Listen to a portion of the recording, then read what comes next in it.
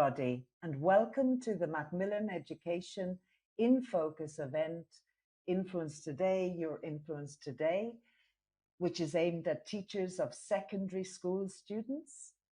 My name is Louise Connolly. I'm the Events and Teacher Training Manager at Macmillan Education, and I'm delighted that you could join us all here this evening. I know that this is a very busy time for you all. You're very busy with evaluaciones, with lots of different things going on at school. We're coming to the end of the school year. So it's great to see so many people here.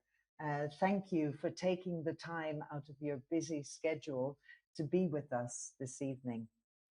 Before I introduce our main speaker, Kate Pickering, I'd like to explain a couple of things about how the event is going to work this evening.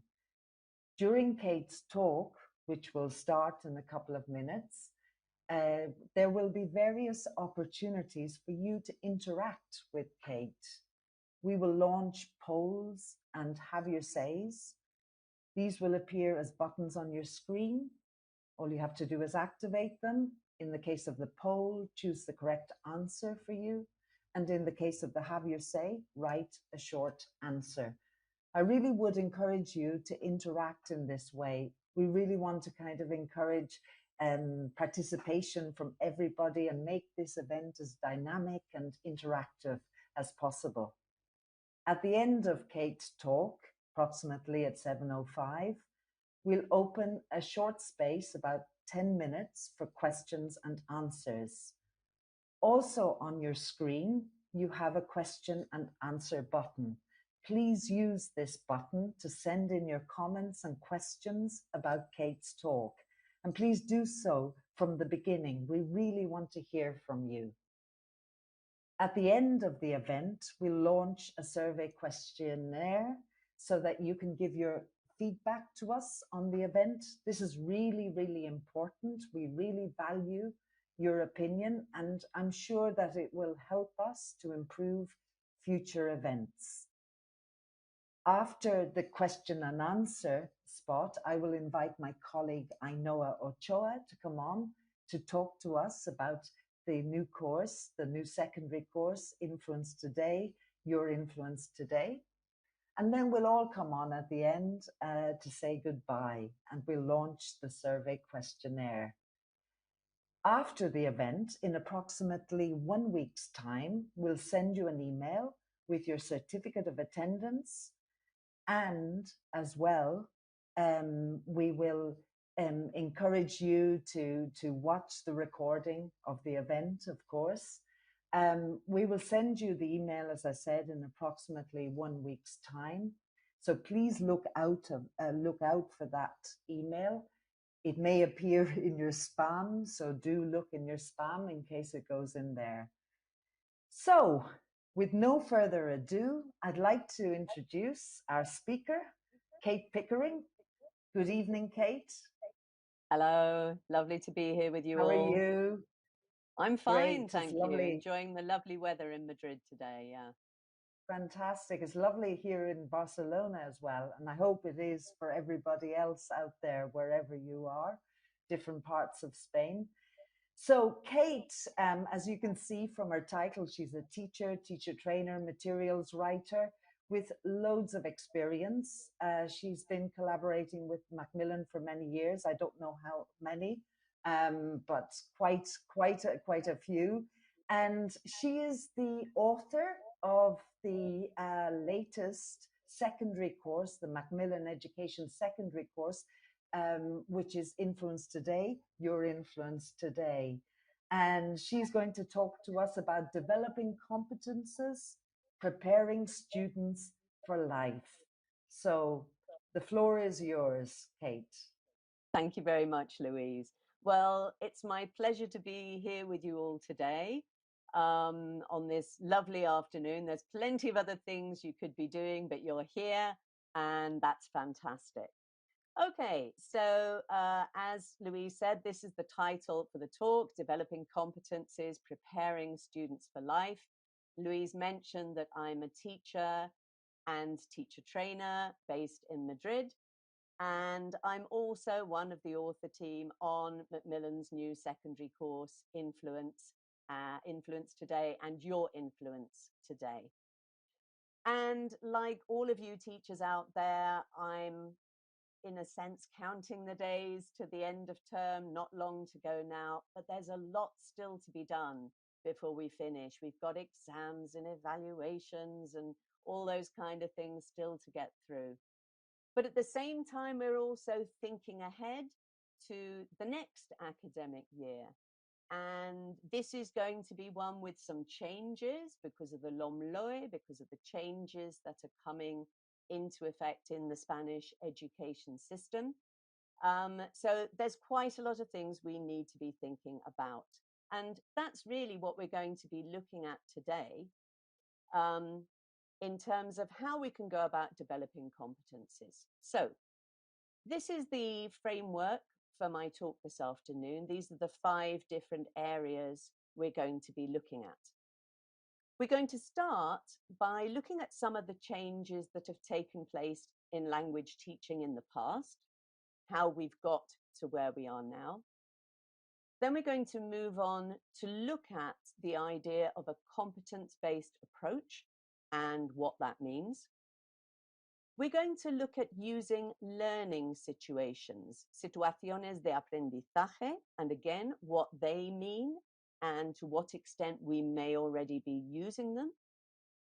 We're going to look at the effect that these things will have, the implications that these changes will have on evaluation. And then we're going to round things up, just kind of summarizing the current changes in language teaching. But it's not all going to be theory. There are also going to be lots of practical ideas along the way. So we're going to start off with a little activity to do some reflection.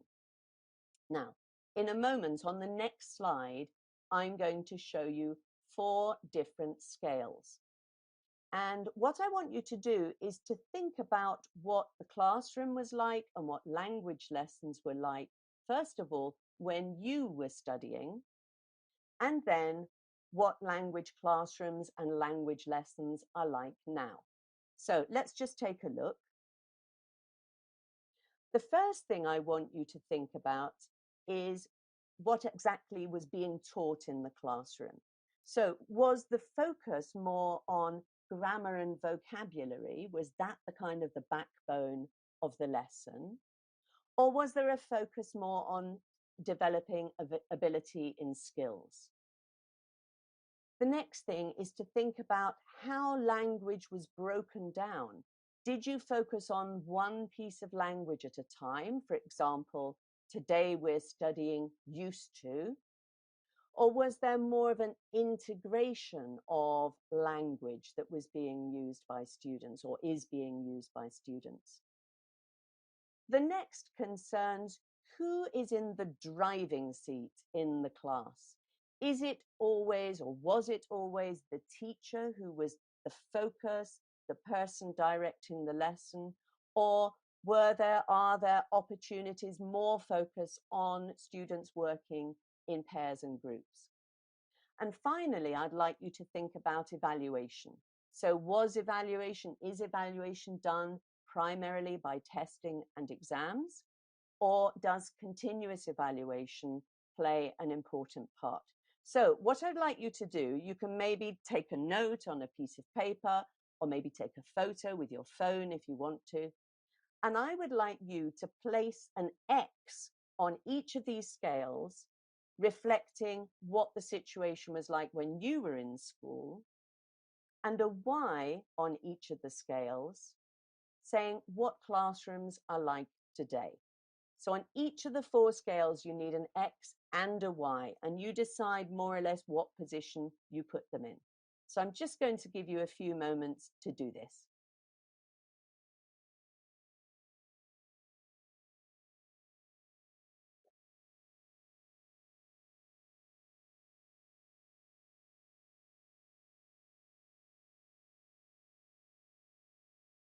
Okay, so putting an X for the situation, main focus when you were at school, and a Y on each of the scales for for the situation in classrooms today. You may find the two letters are far apart. Maybe you'll find they're close together. It doesn't matter at all. It's just your own experience.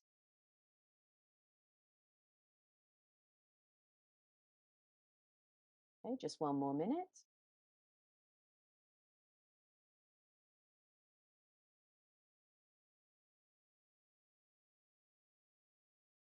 Right, so I'd like you to think about those two letters, the X and the Y.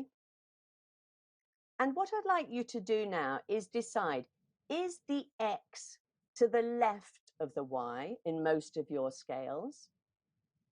Is X to the right of Y in most of your scales? Or are the two letters more or less in the same position on the four scales? And I'd like you to vote now in the poll, A, B, or C. So A, if X is to the left of Y, B, if X is to the right of Y, and C, if X and Y are in the same position. Okay, so the poll has been launched and people are writing, or they're putting their answers. At the moment, but I'm sure this will change, people are putting, it seems to be at 100% X is to the left of Y, but we'll give people a chance. It's changing a little bit. Now B is coming up, less though, about 18%. So we're at 82%. Now is okay, C is coming up a little bit, 8%. So at the moment, the majority are 75% X is to the left of Y, 17% X is to the right of Y, and C, 7% X and Y are the same position. Okay, this is very interesting.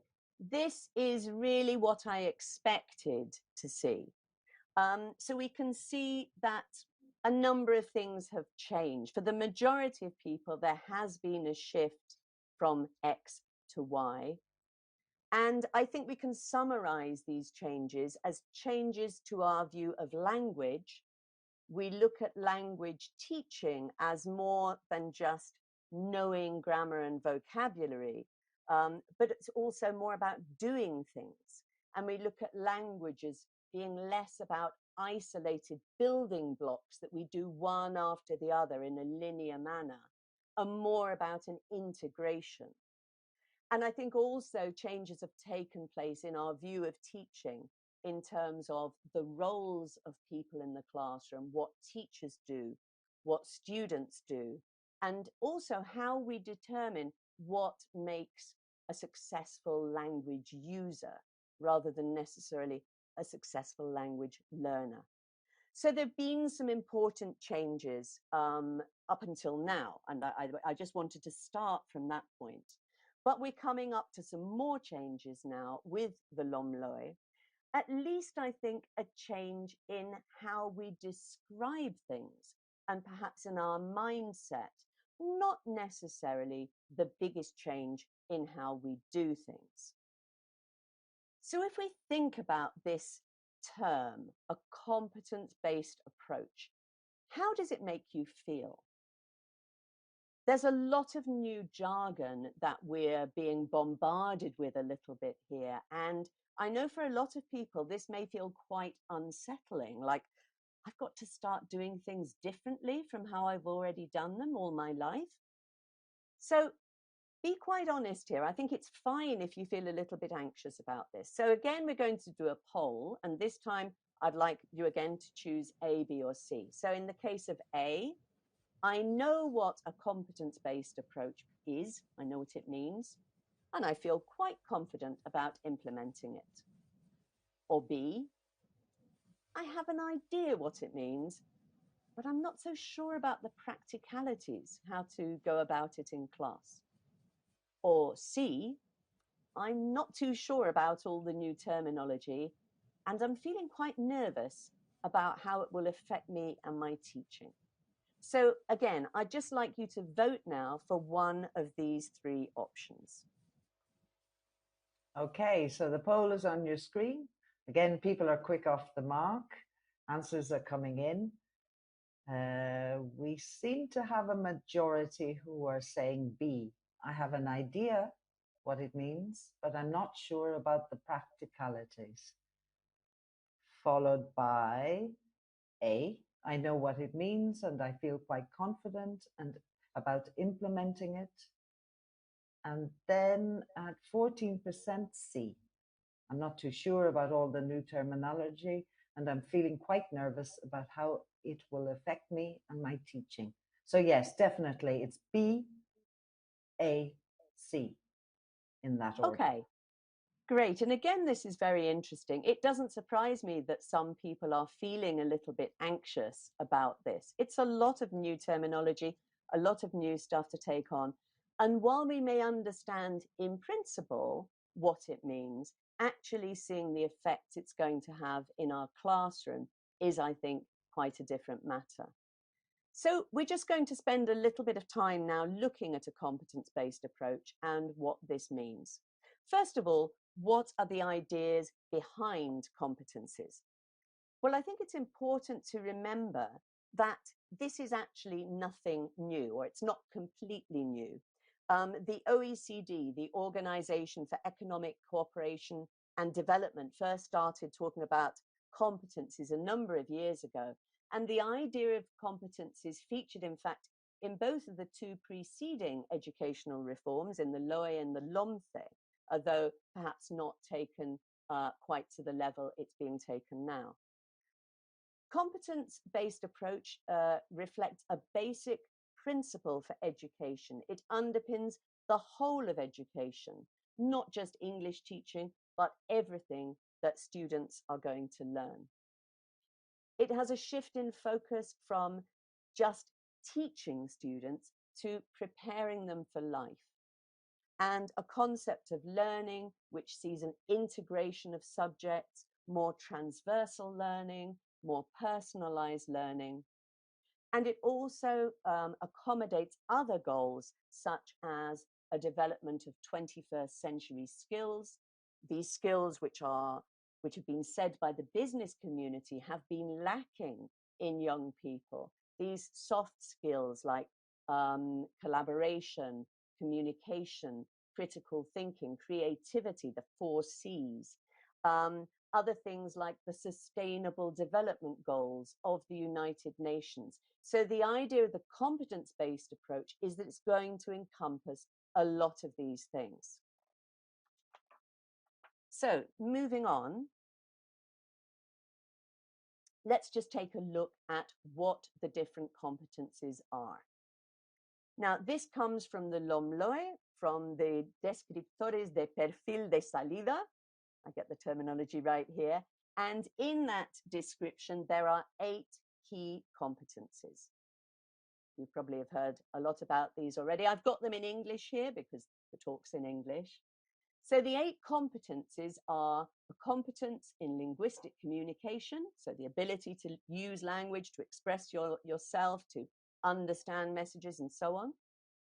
Plurilingual competence, the ability to function in different languages.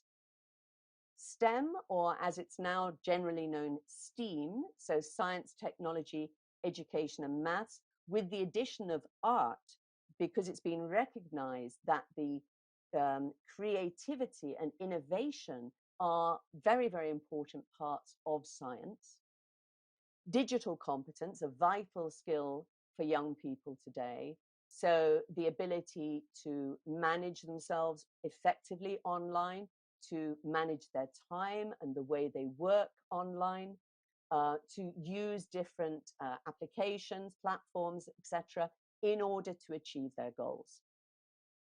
Personal and social competence is something we've been hearing a lot about. Students' social and emotional learning is part of this. Obviously, if you are able to recognize your own emotions, that's the first step to being able to control your own emotions and behaviors. And if you are in tune with your own behaviors, your own feelings, you're going to have more empathy when considering the feelings of others. You're going to be more able to resolve conflict should it arrive and develop important positive relationships. Civic competence, the idea that we are all citizens of our local environment, of our regional and national environment, and global citizens.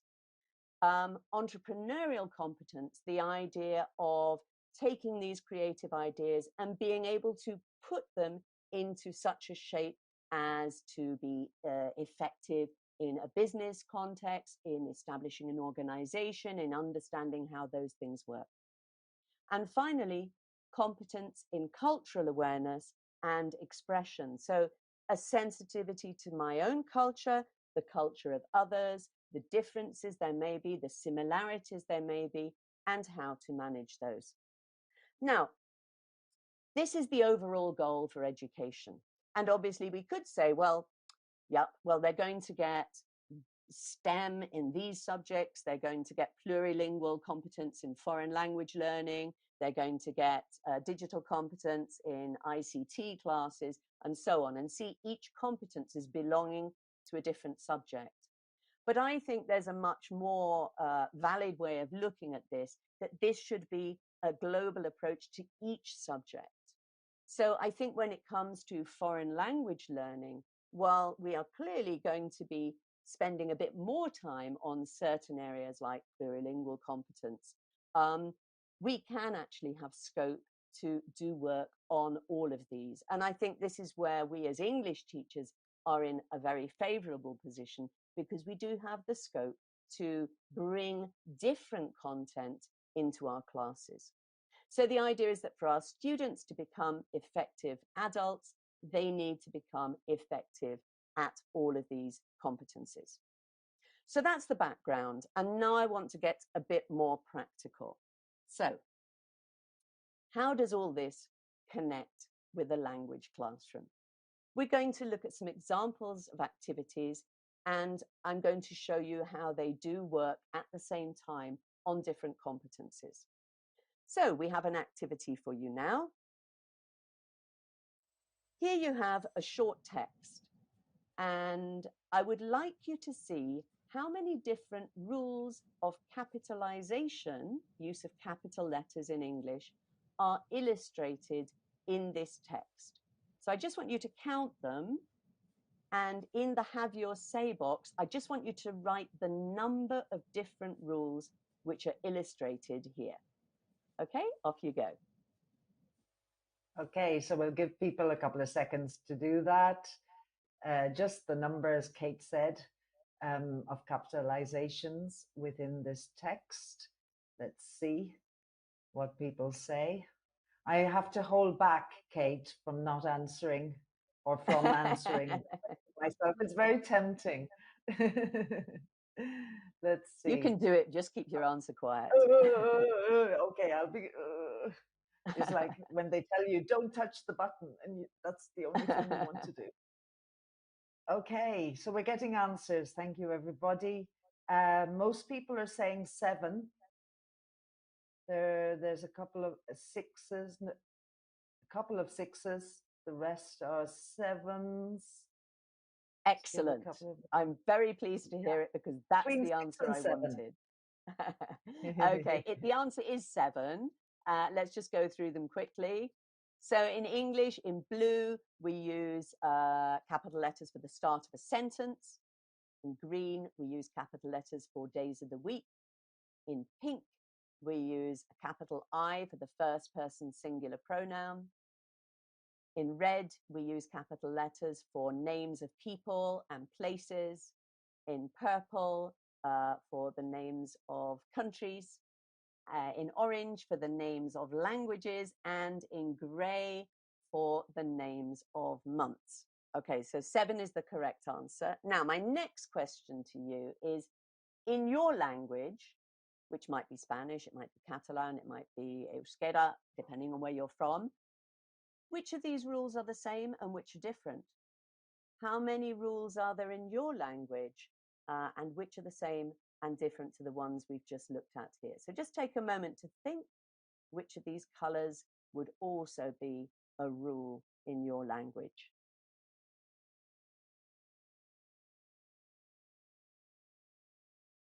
You don't need to write this in the box. Just think for a second.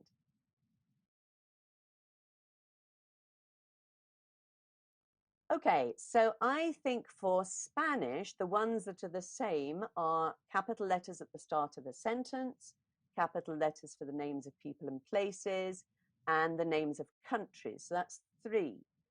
But I think the other ones are different. Days of the week, the pronoun I, languages and months, I don't think capitalize in Spanish. So this type of reflection that we're doing is an activity which is focused on one competence, which is the plurilingual competence. So we're helping our students think about differences between their language and the language they're studying, in our case, English, and noticing patterns, noticing similarities, noticing differences. It's a simple activity, but straight away, we're working on one of the competences. Now I'm going to show you a short text and there are some words in it. This is a different activity now. And I'd just like you to complete the missing words. Again, you don't need to write this in the chat box, in the Have Your Say. Just think about it for yourself. It's pretty easy.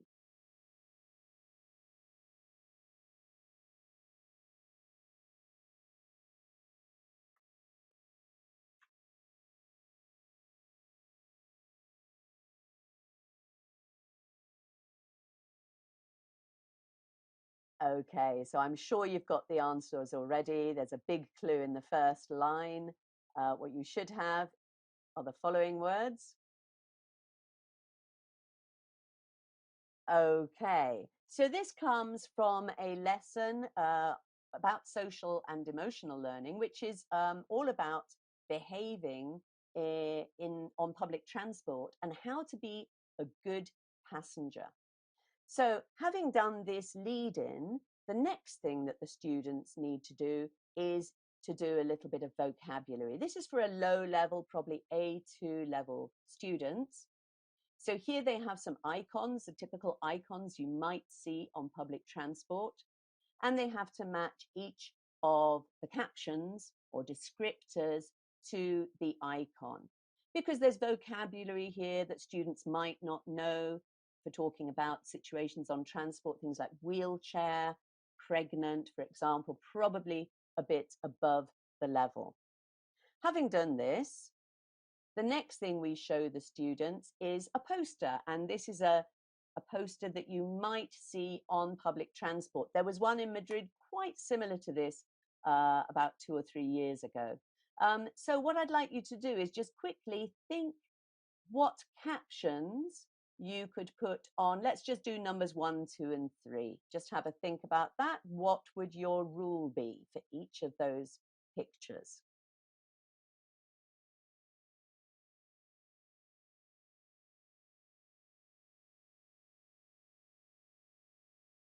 Okay, so here are the rules. Obviously, in class, you could elicit the students' rules. If you find that's a little bit too challenging, asking the students to write their own rules, they could match them. We could jumble the rules that we see written here, and they could match them to the pictures. And moving on, the final part of the class is a bit more of a reflection activity. So on the left-hand side, the students need to choose 3 additional rules that they think are important for public transport. And on the right, students need to think about the behavior of people where they live, the type of things that they do on public transport, and then a little bit of goal setting, thinking what they could do differently, perhaps ways that they could improve their behavior when on public transport. So if we think back at this little sequence of activities, first of all, we've got 2 activities here which are focusing on competence in linguistic communication. They're checking students' language knowledge, existing language knowledge, perhaps giving them some new language they might need in order to talk about these areas.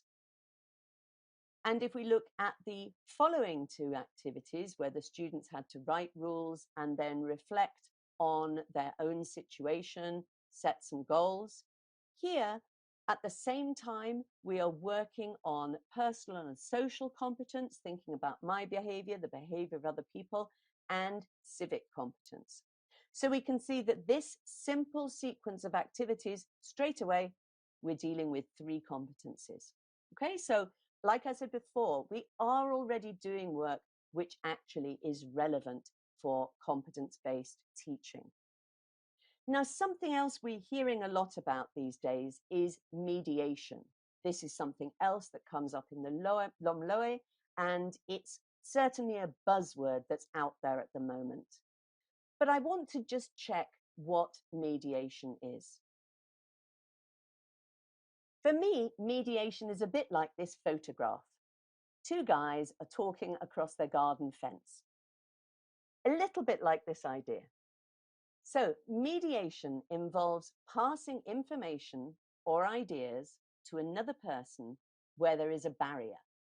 Now, there can be different types of barriers. The first barrier could be the other person simply wasn't there. So, for example, I watch the news on telly, on the TV, and I tell my husband about it when he comes home. He wasn't there, so I tell him. The second reason we might need to mediate is because there could be difficulty for the other person to understand. Imagine I'm explaining something on the news to a child. I may need to alter the way I put across the information. Imagine I'm explaining some technological device to my mother. I need to take account of the fact that she might not understand some of the things that I'm talking about.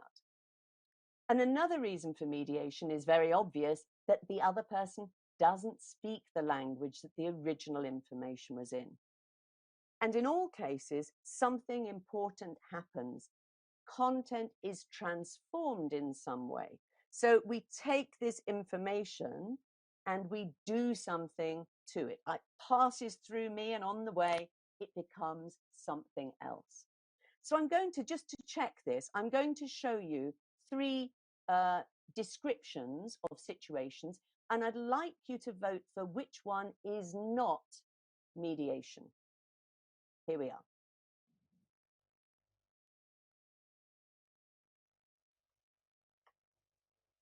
Okay. So one of these So 3 the is poll? not mediation. Yes, Louise, sorry. No. Go ahead. The poll is on people's screens now. So the question is, which one is not mediation? Liam looks up cinema times and prices online and sends a text about it to his friend Sean. Or B, Polly takes a screenshot of information on her phone and forwards the screenshot to her friend. Or C, Frankie reads some product reviews for the phone he wants to get and tells his parents about them. Okay, so the answers are coming in. Thank you, people, for responding. There's a majority, a clear majority, 86% at the moment for B. Actually, it's gone up to 100%. 100%. Fantastic. We don't often get Good. 100%. That's great. That's great. So clearly in B, there is no transformation of the information. Polly simply takes the screenshot, sends the screenshot. She doesn't do anything to the information along the way. So that's one of the key characteristics of mediation. Another very important difference in mediation is the language in which it takes place. Let's have a look at these 2 examples. So, first one, Belen read a film review in English. She sends her American friend a voice message recommending the film. Second situation, Javi saw a video about filmmaking in his English class. His friend Miguel would like to work in film in the future. Javi sends him an email telling him about the video. Now, in both cases here, the original information is in English, but the important difference that we have here is that in the first one, Belen is going to communicate the information to her friend also in English. But in the second one, Javi is actually going to pass the information into his own language, in this case Spanish, to tell his friend about it. And this is an important consideration when we talk about mediation, whether the students are doing it in their own language or into another language. And in Influence Today, in fact, we've developed materials. We include mediation in the book, and we've developed materials to support teachers in how you can go about dealing with mediation of different types, whether it's across languages, whether it's in a different, using a different skill, etc. Some mediation will be into writing, some will be into speaking. But let's just look at this last task, the Javi task again. So Javi saw a video about filmmaking in his English class. His friend Miguel would like to work in film in the future, and Javi sends him an email telling him about the video. So this task, here we have it in the book. If you look at exercise 10, so the students have seen a video, they've done some video tasks, and then exercise 10, mediation. So what we're going to do is see how we can do this task in class. So we're going to move on to the next slide. The first thing that the students need to do is to be clear about the information. So they're going to watch the video, and we're going to watch it now. And I would like you to put these different steps, the things that we see in the video, into chronological order. So number 1 is letter, etc. Okay, so we're going to move and watch this video now.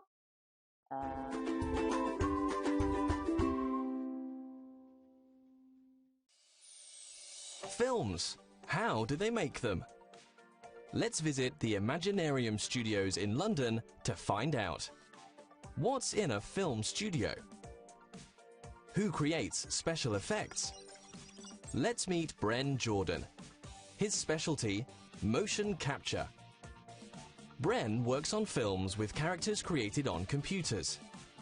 He explains the technology behind motion capture to Marcus. How do they do it? First, they put special blue sensors on Marcus. The computer reads these sensors and creates a virtual character.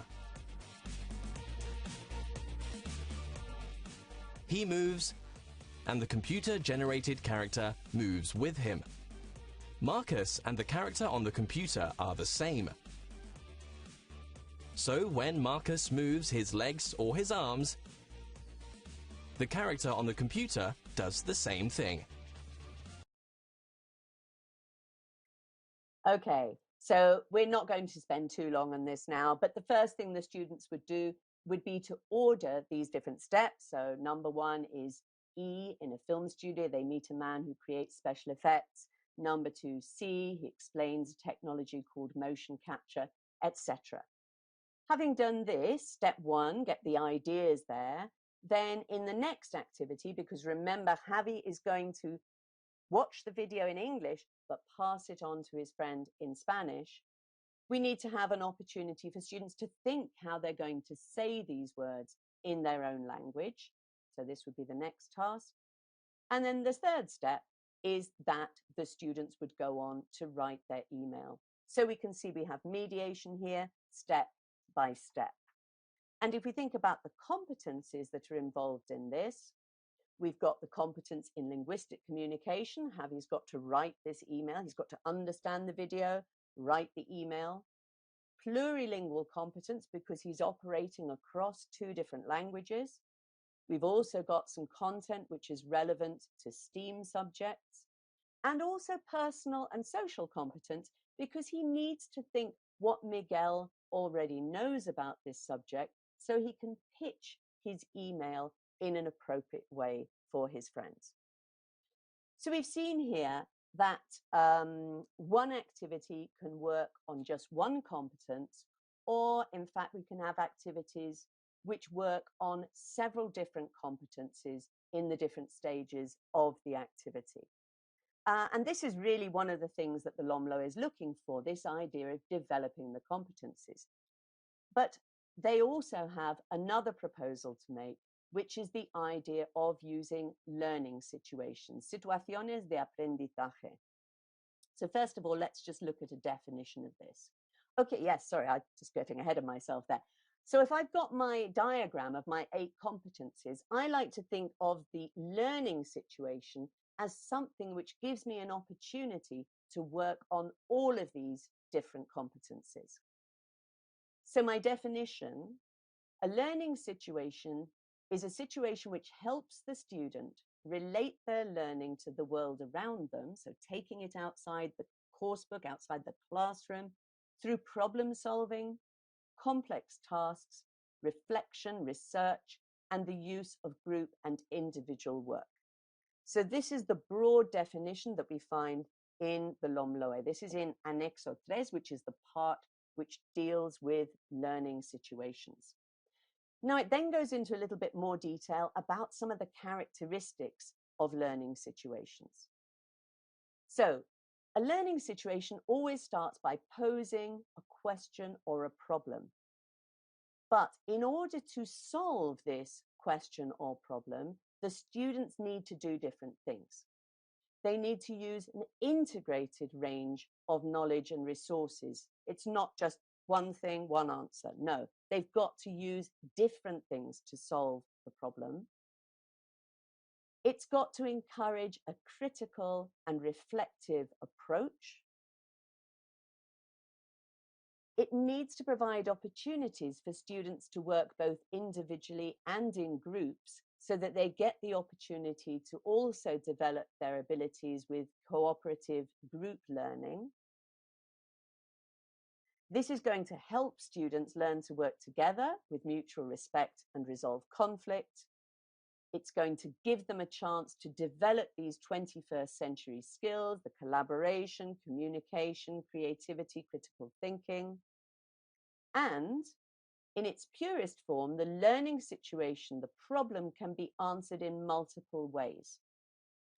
Now, if we take this at its absolutely purest form, the students could really have free choice on how they go about working through this question or problem. I think personally, for many people in many classrooms, that is a big jump away from where we currently are. And I think many teachers would perhaps be worried about the classroom management implications of the students being totally free in the way that they develop their learning. And I think many students aren't quite ready yet with the skills and abilities in order to do this. But what we're looking at is moving them in the right direction.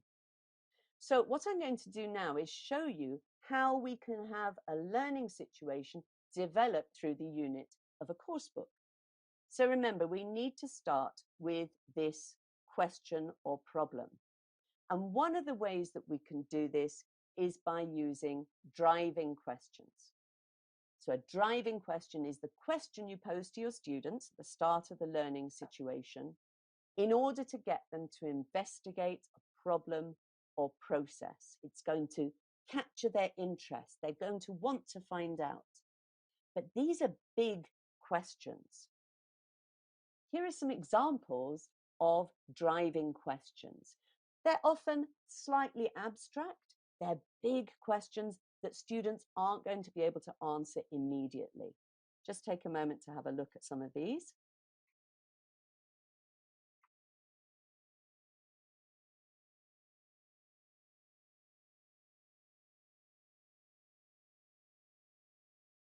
So if I ask you one of these questions, for example, if I say, what is your idea of success?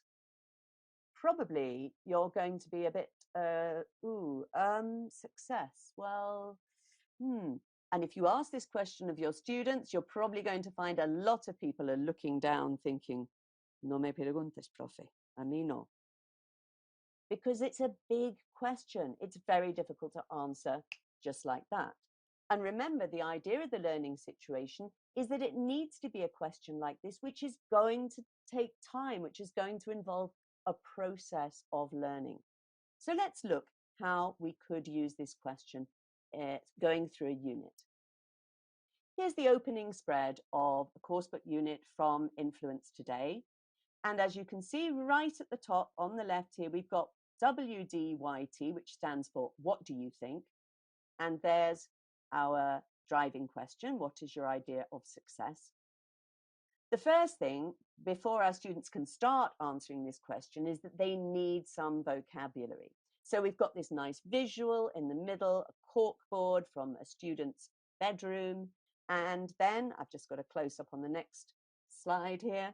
We've got some vocabulary exercises. So we have to match phrases from box in exercise 2 with the visuals you can see in the photo. And then in the exercise 3, we're going to develop these collocations. So we've got things like win a race in exercise 2. And in exercise 3, win a prize, win a competition, more expressions with win. Get fit in exercise 2, and then get a good job, get good grades in exercise 3. So we can see this is the kind of language that students are going to need if they're going to talk about success. The next thing we're going to do is reading, but I've got a question for you. Can you write in the Have Your Say box any products or brands? I'd like the names, like the Nike, for example. Any products or brands that teenagers you teach are interested in? Okay, so the Have Your Say is open now. What products and brands are teenagers interested in? Please write the names of these products and brands that you think they are interested in. We'll give you a couple of seconds to do that. I'm thinking about, I don't have any children, but I've got nieces and nephews, so we're all teenagers now, and I'm thinking, I'm just visualizing, well, I'm visualizing what they wear. My sister sent me a photo the other day, and I can see that, you know, each niece or nephew, I've got 4 from my sister, and each one has their own particular style and brand. It's quite, yeah. Okay, let's see. Okay, Hollister, Apple, Kappa, mobile phones, smartphones, and Vans, Shein. Some of these I don't know them, Kate. Oh, to show Louise, you how you need not to get your up to finger date back on the I am. pulse. I tell you. Converse, yes. Well, I had Converse actually when I was a teenager, so that Yeah, they makes me made a feel comeback. good. Monster Energy. Oh, yeah, I do know that one. Monster Energy drink, video games, fashion. Okay. Okay, fantastic. Yeah, brilliant. Thank you. Okay, thank you very much. I had a couple of names mentioned that that were familiar with me, because here we have our reading text from this unit, and it's all about teen brands. In this case, we've got Instagram, Vans, which I think somebody mentioned there, and Polaroid. So we start from thinking about success on a personal level, and then we move on to thinking about success in the business world, what makes for successful organizations. All 3 of these, incidentally, had to overcome some difficulties. So we're exploring the idea, helping our students get their knowledge together. Moving on, a little bit more vocabulary. We've got some collocations here for just talking about word families to do with success. So we've got invent, invention, achieve, achievement. And on the right, in the circle on the right, there's a listening, and this is about some girls from Afghanistan who took part in a robotics competition, and very much focusing on challenges and difficulties that are part of achieving success. Moving on, there's a writing page, speaking page, and then we come to the final part of the unit, which is the project. So if we think about our learning situation, we start with a question, we work through activities, and then we want our students to be responding to this question or problem. So here it is again. What is your idea of success? It's reiterated here on the project page. And in this case, the project is to make an infographic about a success story. And that can be either a person or an organization. And we can see on the right-hand side, there's a model that some students, a model project produced by students of an infographic of a person who is a Paralympic swimmer. Now, just a quick word here. Projects, I think, are absolutely fantastic, because I think they do have this capacity to integrate things. But I do just want to highlight that in Influence Today, the project is not an essential part of each unit, because I'm very much aware that as teachers, we have a lot of pressure to do stuff and to get through things. And sometimes we don't have time to do the project. So in Influence Today, the units are complete in themselves, but there is an opportunity at the end to bring things together in a project. So you don't necessarily have to do them all. You can maybe decide to do one project a term, or pick the projects you think are going to be most relevant to your students. But doing a project is certainly a way to incorporate learning situations into your classes. But there's more going on besides this. We've looked, in a sense, if we go back to the checklist I gave you a little bit earlier on about the type of things that a learning situation needs to be and needs to do, we can see already, looking at this unit, that in order to answer this question, what is your idea of success, you do need to have an integrated use of a range of knowledge. We've seen in the unit, we talk about personal success, business success, overcoming difficulties, and so on. But there are also other things going on in this unit at the same time. If we look here on that opening page, we will see an activity, I've got it here slightly larger for you, which asks students to evaluate which types of success are important to them. And of course, there's no correct answer here. And on the right-hand side, this comes on the reading page, there is a critical thinking box, and this comes with every reading, where we ask students to reflect on the type of difficulties that businesses can have, why brands have difficulties, why people are attracted to buying brands, and so on. So we are incorporating critical thinking, and as we know, that is one of the things on our checkbox here. Also on our project page, we have this box which is focusing on collaboration, and it's looking at taking on different roles. So guiding students to working effectively together, giving them some tips like don't always work the same way. And then also, very important, giving students the language that they need in order to do this. So why don't you do X and I'll do Y?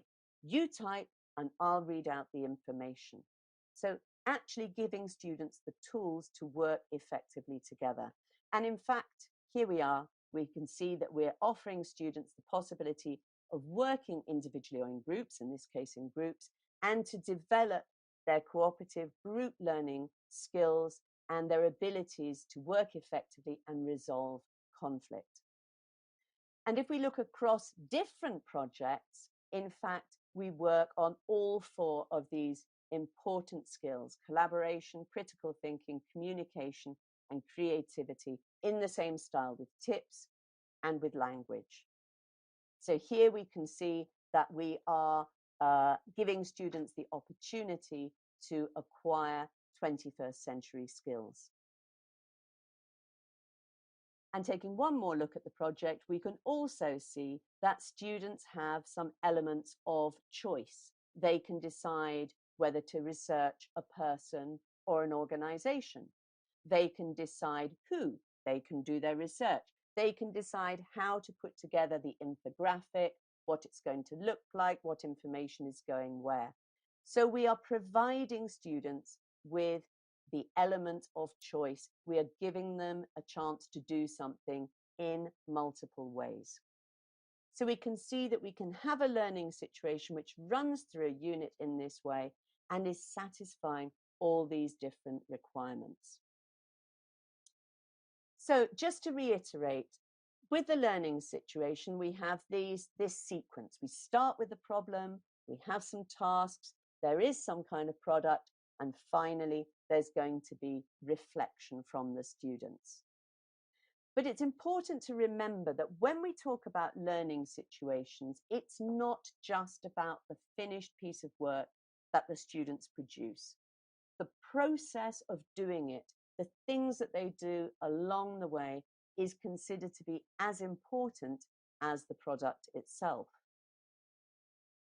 All different kinds of things can be learning situations. I've shown you an example with a project. You could also use simulations, you can use games, you can use experiments.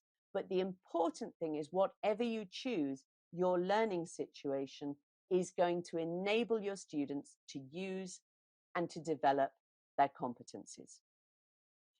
Okay, I just want to look at one more area before we finish, and that is evaluation.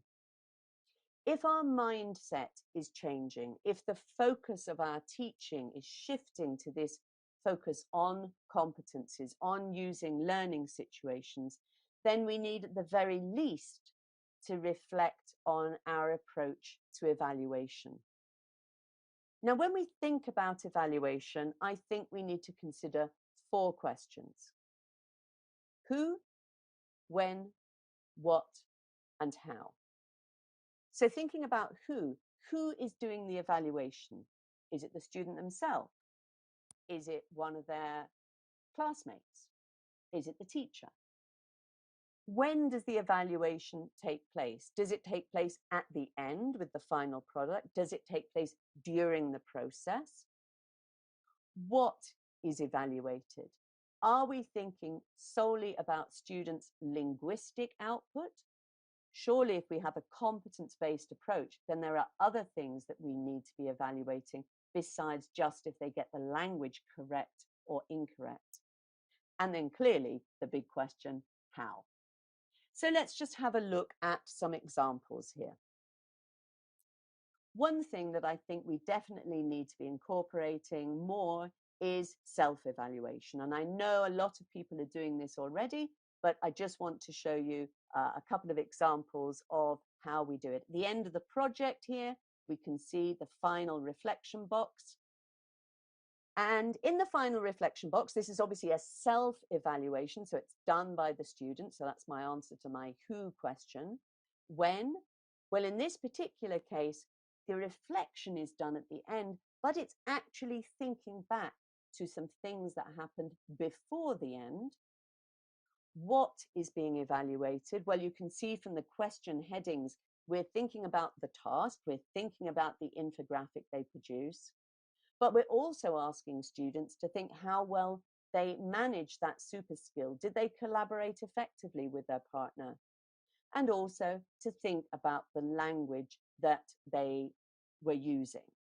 So we can obviously see this kind of evaluation going on at the end of the project. With Influence Today, we have a separate booklet, which is a competence evaluation tracker.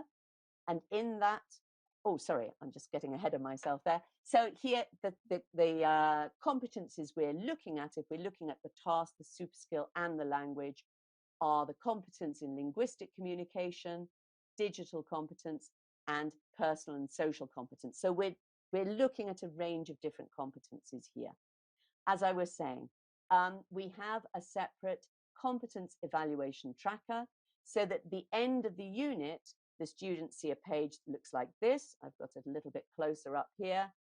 And this is the unit we looked at. So we've got, for example, read and understand an online article about 3 brands, find answers in a text. So the students are going to evaluate their progress, not only with language, but as you can see from the headings on the left, with other things like mediation, plurilingual competence, and so on. In terms of peer evaluation, students evaluating each other, well, if we look on the project page again, there's a peer review box, and here it is. So the students are going to present their infographic to another pair and then give feedback to each other. And in fact, we have peer review not only in the project, but also in the writing and the speaking sections. And when we come to the end of the project, there is a project evaluation page. And again, I'm going to give you a little close up here. You can see that we are looking at all different areas. We're looking at the learning situation. We're looking at the super skill. Language is there, but it's not the only thing. We're looking at peer review. So we're trying to have this more competence-focused, more well-rounded evaluation here going on.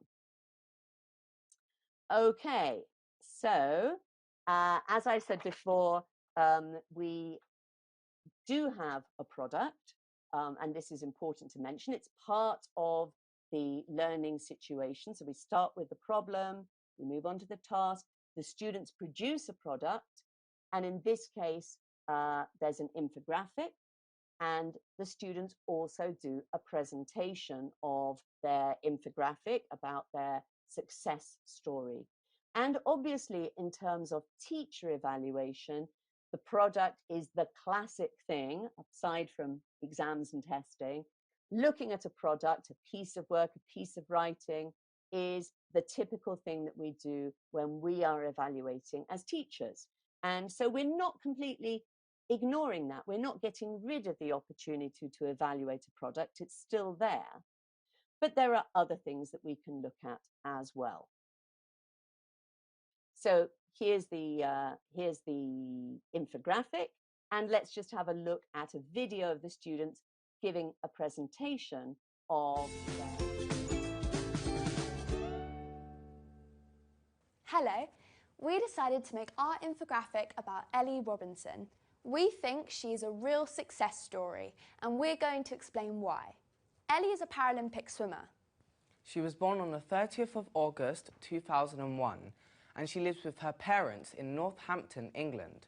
Ellie is smaller than most people because she has a rare condition called achondroplasia. She has also suffered from Perthes disease, a painful hip disorder. Ellie started swimming when she was only 4 years old. She trains 5 days a week and is often at the swimming pool at 5 o'clock in the morning. She works really hard. Ellie has swum in competitions all around the world. She even won a gold medal in the Rio Olympics. And in this photo, she's with her gold medal at the Commonwealth Games in 2018. Ellie has also won lots of awards. She became a member of the British Empire and met Prince Charles at Buckingham Palace. And in 2016, she won the BBC Young Sports Personality of the Year award. Ellie has worked very hard to be successful and has overcome difficulties and physical pain. She's an inspiration to so many people. Ellie said, "If I can inspire one child somewhere in the world, that's enough for me." We think Ellie is a true success story.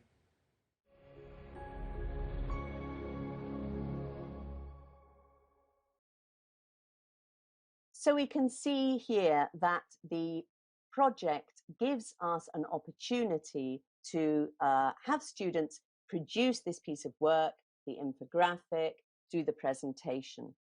But if we're also thinking about the process, then while they're working, you might want to think what competencies you're going to be seeing. So perhaps when your students are working on their project, you can give yourself a little checklist like this. Thinking about this project, I think my students will be using linguistic communication. They've got to use digital competence to produce their infographic, and they've got to use their personal and social competence to work effectively together. So this is a checklist that I would use while I'm going around monitoring, supervising, and supporting my students while they're preparing their work on the project, so that I'm also evaluating the process as well as the product. Okay, we're coming to the end of our time now. We started the session looking at some past changes in language teaching. We looked at the way that we've moved from thinking purely about language ability to more emphasis being placed on skills ability. How we're moving away from the idea of looking at language as building blocks of isolated items and more integration. How there's more place in the classroom today for pair and group work alongside individual work. And the way that assessment has changed with more incorporation of continuous evaluation. But I think with the current changes, the changes that are proposed in the LOMLOE and the move towards a more competence-based approach, there are other changes that are on the way. We're going to look at a change in from the idea of teaching as transmitting knowledge to the idea of students learning and discovering. So it's a shift in the views of the roles. We're going to move away from the idea of learning things, filling up our students with linguistic knowledge, to their ability to do things, to equip them with a life skill. We're going to move away from an exclusive focus on product, on the end result, and to be thinking more about what is happening along the way. I'm not saying these things are totally black and white, but I think we're moving more in the direction of process. We're going to move away from terminology like unidad didáctica and move towards terminology such as situación de aprendizaje. And we're going to move away from a concept of language teaching as being solely language-based towards something which is more competence-based. So that in this way, our focus is not only on helping our students to learn English, but also to help them to develop as people for the world of the future. Thank you very much. That's the end of my talk today. And I believe it's your opportunity now to ask me some questions. Thank you so much, Kate. That was wonderful. Excellent. Really complete. Lots of ideas there. Such a practical approach. I think it's been very interesting for everybody, and I include myself as well in this. Your reading of the LOMLOE, but in terms of the application to a real classroom situation and the opportunities that this allows for developing so much more than the linguistic, as you say, other competences, non-linguistic in a holistic way. Fantastic, really, really clear. And I think also to perhaps get away from any anxiety that it is doing things that are completely different from what we've been doing so far. Exactly. I think it's a change in mindset, but not necessarily a change in what we are doing. No, absolutely. And with the words, you know, you mentioned just on a number of occasions, the word process. I think, you know, that idea has been around for quite a while, but of course, maybe and that's not taking away from content, is it? But it's the application of the content is what we do with it and the opportunities that that provides. Yeah, it's seeing language learning as about the ability to do things with language, not just to know language. And I think that's a fundamental difference in how we view what happens in the language classroom. Exactly. That's great. So as Kate said, you have a question and answer button. If you'd like to send in comments and questions, please do. We'll dedicate a couple of minutes to that. And Kate, there is a question, for example, from Isabel Maria. She's asking, are linguistic competence and plurilingual competence, are they always present at the same time in English language classes? I think it depends on your approach. And I think it's also a question of definition as well. For me, plurilingual competence is more about looking in a slightly analytical way at the two different languages, at seeing, excuse me, seeing where things are similar and where things are different, looking in an inquisitive way. Oh, that's not the same as in my language. Oh, that's interesting. We do it with this preposition, or we form the sentence in this way. I think linguistic communication is about having language and using it. But for me, plurilingual competence is this looking across or working across, as we do in mediation, potentially across languages. So I think it's a slightly different thing. Yes. And your example of the capitalization, noticing differences. I mean, that activity in itself is very powerful, isn't it? I don't know if from your Yeah. sorry to interrupt. So, I mean, Please. if we were looking at simply from the point of view of linguistic communication, I would come along and I would teach my students, here are the 7 rules of when we use capitals in English. But I think Yes. by taking the approach of, this is English, now let's look at your language, then that becomes plurilingual. That's Yes. kind of getting the brain to look in an analytical way and take things perhaps a step further, and perhaps develop our students' ability to recognize patterns, to look for those similarities and differences, which are really key to language learning. And that extra step allows for that deeper delving, no? And Absolutely, yeah. perhaps helps with understanding and then memory, and dealing with the linguistic items, I think, in a much more profound way. So that extra step, going a little bit further with it, can have a really Yeah. positive effect, can't it? Yes, and I think getting students in the habit of doing that, I think, is a good thing. I mean, I think for a long time we've shied away from translation. It's been a taboo. We've shied Mm, away from using, having students use the L1 in the classroom and so on. But I think research has shown that there is a real value to this sort of analytical approach to language. absolutely. And Radosveta is asking, do you think that drilling is unnecessary? So these I'm a total approaches, you fan know, of drilling. I'm a big fan of drilling. Honestly, drilling's been around a long time. A lot of people think it's, you know, kind of old fashioned and behaviorist and all that kind of stuff. Personally, I think it's really, really useful. A few years ago, I decided to learn Chinese, and it was a language, and honestly, I did it for about a month. So don't ask me to say anything except ni hao. But I did it when I was a student of Chinese. It was all so baffling and so new, and these different sounds.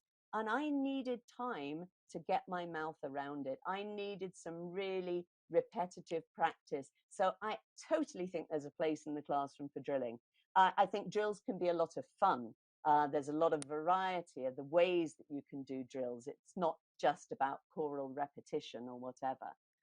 So I think so long as you keep it snappy and pacey, and you just throw in a little bit here and there, I think it can be a really nice way to actually lift the mood of the classroom. And I think there's a great value in it.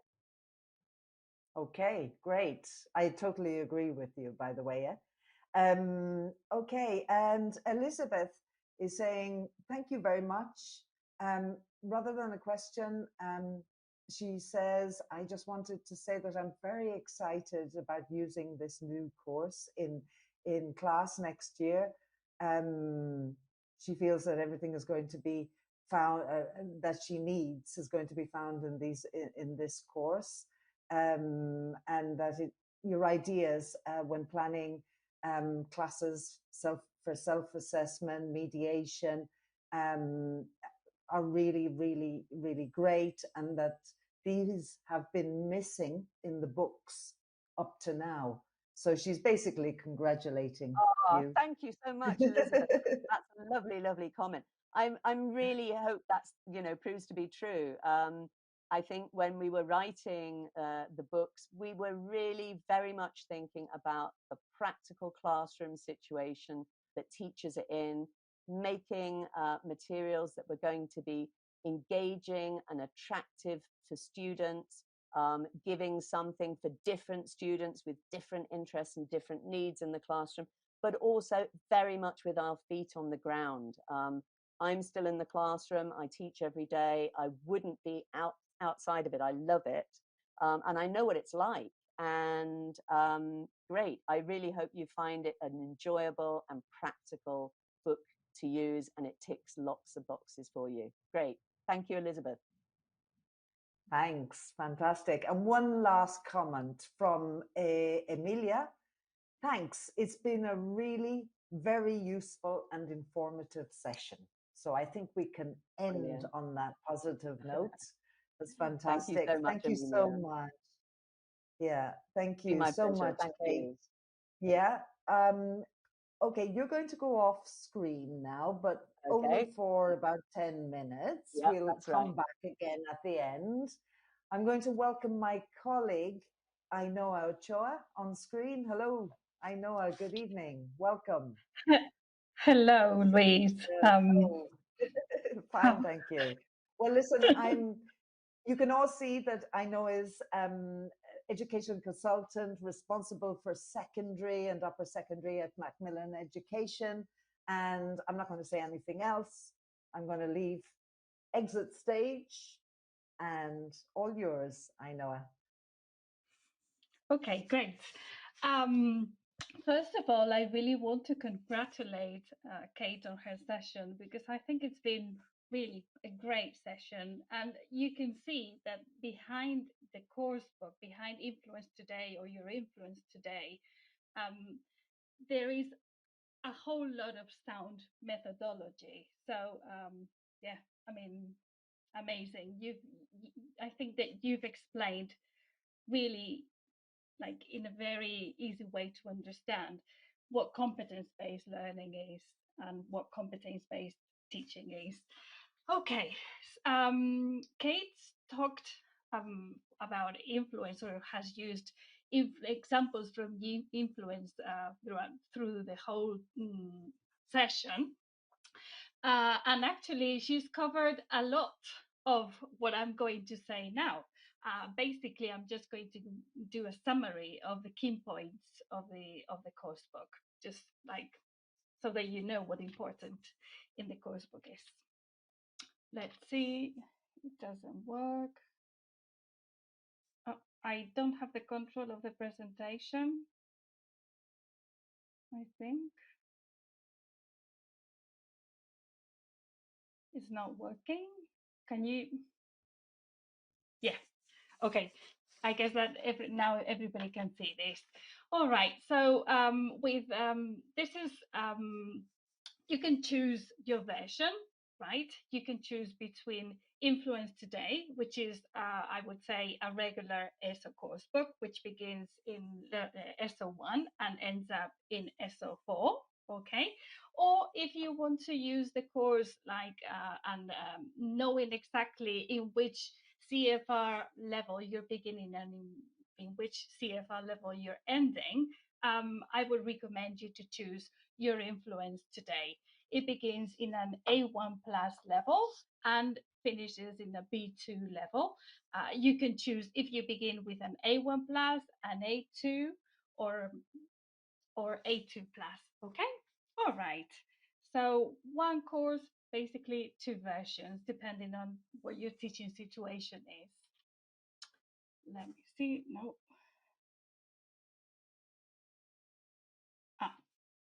Yeah. Somebody. I mean, somebody's helping me to move them because I don't have control. Okay. All right. So as Kate has said, Influence Today equips the students for the future, and it helps them to learn through competence-based learning.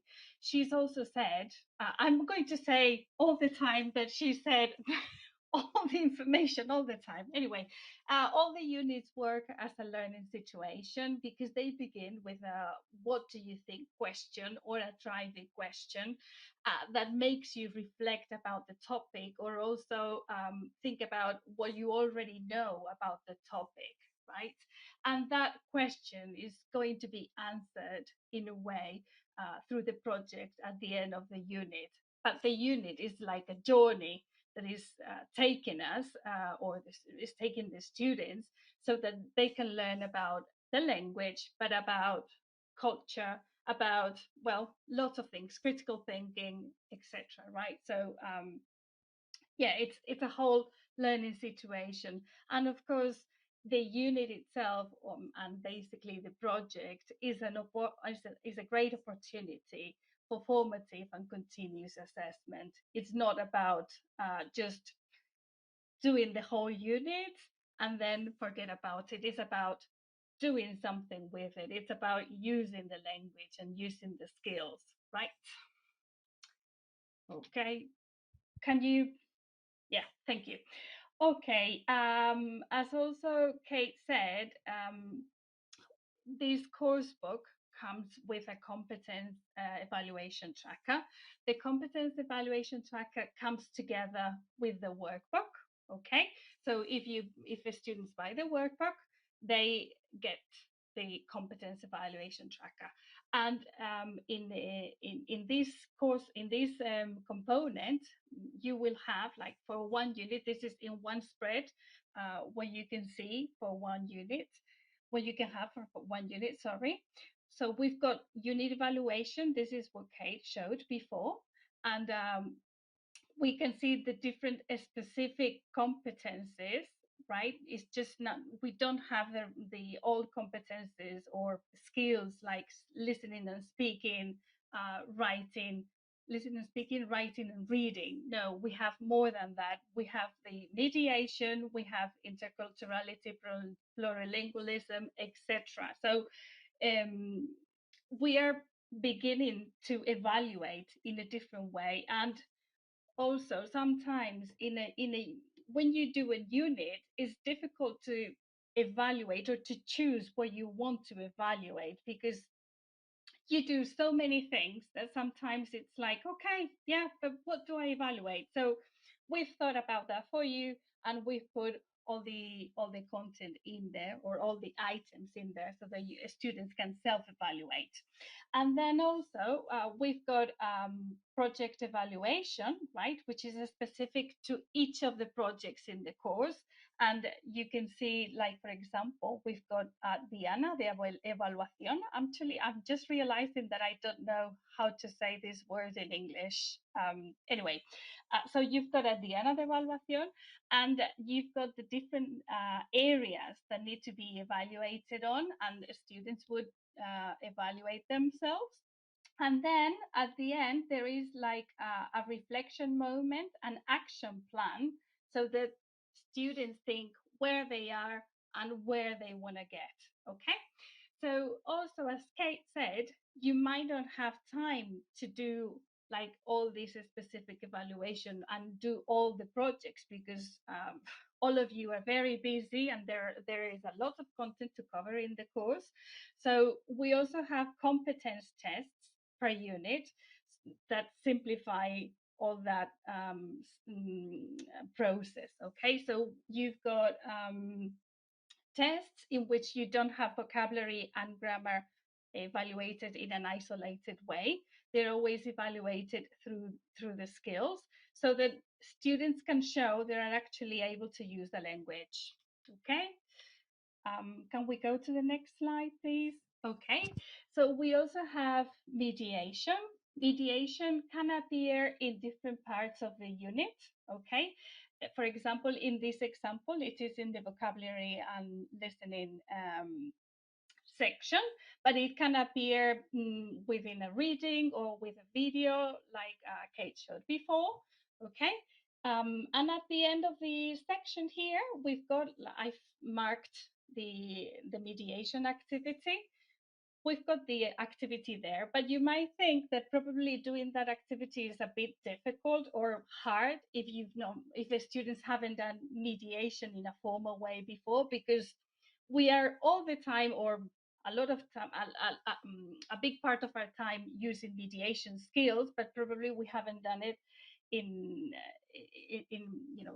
in an organized way in an English classroom. So in the competence evaluation tracker that comes with the workbook, there is the task like more scaffolded, so that students know what is expected from them. Like, for example, here in activity 1, students would have to fill in the information in there, so that so that they get like all the information there, and then they can decide how to transform that, so that so that they can do it, the activity. And not only that, we also have tips for mediation, which I think are very useful. They are strategies, so that students learn how to be successful in the different skills. Okay, can we go to the next one, please? Okay, so we've also seen in the session that Influence Today makes the collaborative work simple, right? and because we've got, this is like the end of the unit, it's the end of the learning situation, but we have again the question that we had at the beginning of the unit, and we have in an easily, in a simple way, we've got the task over there. We also have a video, a model video of some students presenting the actual project, because it can be difficult for students just to see themselves, like, you know, doing the project. Then we have a model, right? And finally, we have the evaluation. In this case, all of the projects are real life situations, right? Like, for example, this one is students have to create a new invention, which is a totally life, real life activity, and they have to present it in a product pitch. Okay, next one, please. Okay, Influence Today also helps every student succeed. That is, it helps with every abilities, and we not only provide activities at different levels, like in worksheets, etc. We do, and also like teacher support in the teacher's book with ideas, for fast finishes, for mixability, etc. No, we have tried to incorporate lots of activities for an inclusive classroom, for whole class engagement. And for example, here we've got a brain teaser. We've also seen a brain teaser before. They are thought so that students use their non-linguistic skills, because you always have a student in the classroom who probably is not very good at English, but is good in math. And for example, this one here, this activity here is for students to use their analytical and logical skills. Okay, just in case you're wondering, the answer to this brain teaser is 26 degrees, just in case. Anyway, and also I've said before that we've got differentiated materials also new this year. We've got the essential workbook, right? Teachers can choose between having the regular workbook or the essentials workbook that focuses more on recognition rather than on production for students who need more support. Okay, and then also new this year, we've got tests at 3 levels. Okay, basic, standard, and higher. Okay, next one, please. It encourages the students to think critically about today's issues. The course has lots of topics, very up-to-date topics like sustainability, gender equality, inclusivity, and many more teen-appropriate topics, of course. But the good thing about Influence Today is that it incorporates critical thinking in a very sound way.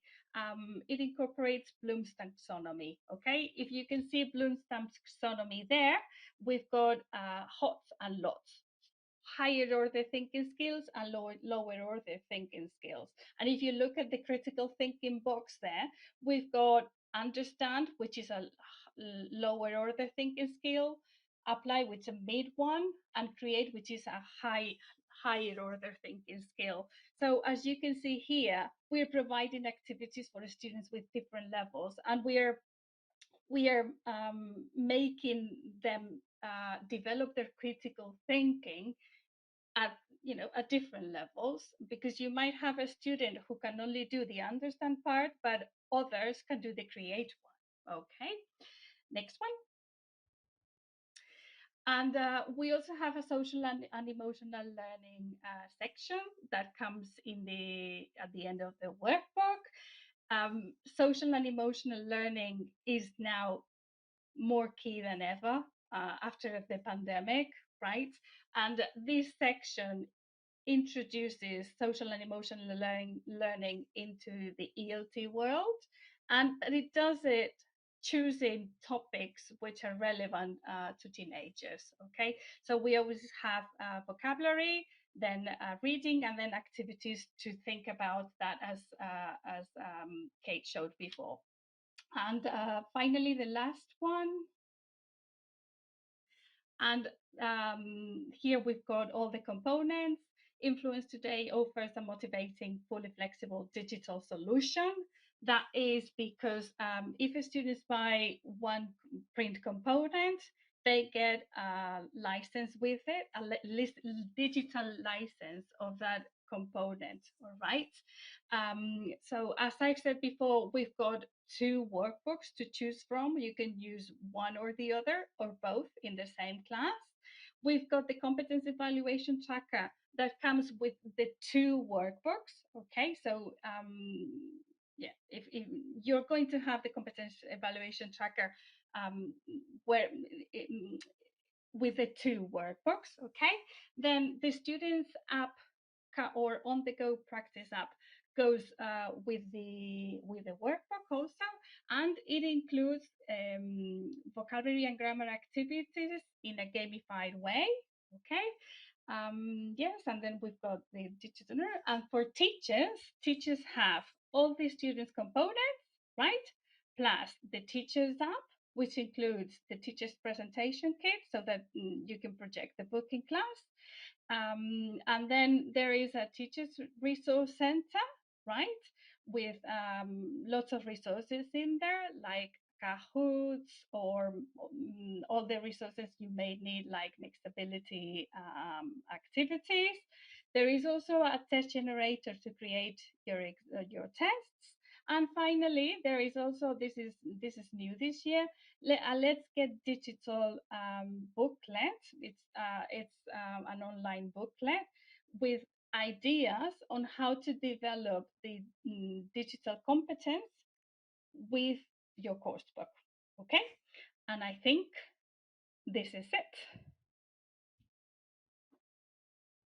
Okay, thank you very much, Ainoa. That was great, very complete. And there is a question. Can I ask you a question? There's a question in the Q&A from Elizabeth. It's about the levels. So she's asking, for example, whether level 4 influenced today, okay, level 4 influence today is the same as B1 plus your influence today. Yeah. Is that how it works? Yeah. Okay. Yeah, it is. That means that, yeah, at the end of the book, you should have a B1 plus. Yeah. Okay. Fantastic. Thank you very much. Yeah. Okay. You're welcome. I wonder where Kate is. I'm here. Welcome, Kate Bennett. Hello. Thanks for coming back. Thanks to you both. Kate, it's been an absolute pleasure. Yeah. Yeah, Once again, it's been an absolute pleasure. Yeah. It's been lovely to be here with you all. She is a crack. It's been, she really is. Yeah, she's a star. She's a number one. Fantastic. It's been great fun being here. Yes, but I think it's, you know, what I know I said is this practical, solid, really well grounded, somebody who's in the classroom, knows the situation, and can relate to the people out there. I think that's so important. And the way you've, you know, really made this competence-based approach practical, applicable, relevant. Yeah. Doable. I think that's it. Yeah? I think it's not being confused and worried about the theory, but seeing how to go about it in a practical way. And as I say, more of a shift in our mindset than necessarily in what we're doing. But I think there's lots of scope here for really interesting and motivating classroom activities. And that's what we all want. Absolutely. Fantastic. Thank you so much. And thank you, Ainoa, for that very complete, very clear presentation. Thank you for that. And don't shake your head, please. The star here is Kate, not me. Yes, but and thank you. Obviously, none of this would be anything without the audience. And absolutely. I really want to thank everybody out there for taking the time out of your busy schedules to be here with us this evening. It's 7:30. after a long day's work. Yeah. An applause, I think, is due. So thank you very much. And I really Thank wish you, all of you the everybody. very best for the end of the school year. I know it's not finished yet, but we're coming there. It's the final, let's say, the final stretch to the school year. And I'd like to reiterate, we'll send you an email approximately in 1 week's time with your certificate of attendance and a handout for Kate's session with all the ideas that she's really generously shared with us this evening. And now we're going to launch the Survey Monkey questionnaire. Please, please do complete it. We really want to hear from you. Your opinion will help us to improve future teacher training events that we offer you. There are questions in there about the day, the time, Kate's talk, whether you'd like to find out to attend more teacher training events, what topics you'd like to see explored. Also a question about whether you would like to know more about Influence Today, your Influence Today. Please tick the question if you would like to know more about this course, and we'll get in contact with you. And if you would like to collaborate with us, answering questionnaires or replying to emails, taking part in focus groups, because really at Macmillan Education, we do want to hear from you, and we do take into account your needs and your comments and your feedback. It really helps us to improve the courses that we offer and all the other services as well. So thank you very much, everybody, and hope to see you in the next edition of our online events. Goodbye. Thank you. Bye. Bye. Influence Today is a new coursebook for teenagers learning English that gives them the global skills they need to influence the future. The world is changing at a rapid rate, and most of today's teens will find themselves in jobs that don't even exist yet or that we can't yet imagine. It is our responsibility in the educational community to make sure that students are prepared for the challenges and opportunities that lie ahead. That's why, at Macmillan Education, we have created Influence Today, a course that gives students of every ability the global skills they need to influence the future and to have a positive impact on the world around them. Influence Today ensures that students develop a firm foundation in both linguistic competences and super skills, preparing them for the future. Influence Today has been created to be easy to use in the secondary classroom, with a clear, scaffolded approach to learning English. What do you think sections get students thinking right from the start of the unit? And collaborative projects offer an opportunity to practice the newly acquired language in a real-life learning situation. Influence Today has a unique, threefold approach to developing and evaluating real-world competences. With authentic language and tasks and a focus on real-life issues, as well as a range of motivating teen-tested videos. Influence Today's every ability solutions help cater to all students' linguistic and cognitive strengths, ensuring that everyone feels motivated to learn. With gamified activities available on all devices in the student's app, today's teens will be motivated to practice wherever they are, and teachers can count on a range of digital tools that guarantee agile and motivating lessons however you teach and organize your classes. For more information on how Influence Today can help you to prepare your students for the future, visit the Macmillan website.